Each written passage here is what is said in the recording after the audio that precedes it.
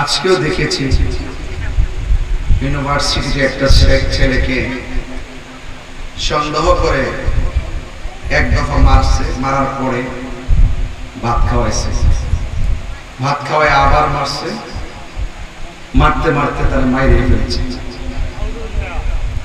আমি এগুলার তীব্র নিন্দা জানাই। সারা বাংলাদেশের ফেসবুকে লিখতেছে, বাতি যদি খাওয়াবি মারলি কেন? আমি দেখেছি ৬ জন আসামি ধরা পড়েছে, তারা ৬ জনই ছাত্র। যে ছাত্ররা একজন মানুষকে সন্দেহ করে আইন হাতে তুলে নেয়, তারা কখনো মেধাবী ছাত্র হতে পারে না। এই দেশে আইন নিজের হাতে তুলে নেবেন না।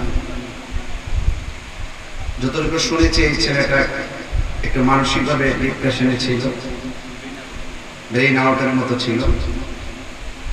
আমি প্রশাসনকে বলবো যথাযথ তদন্তের মাধ্যমে তার উপযুক্ত শাস্তির ব্যবস্থা করা উচিত। আমরা হাতুড়ি দিয়ে রাজনীতি করব না, আমরা কলম দিয়ে রাজনীতি করব।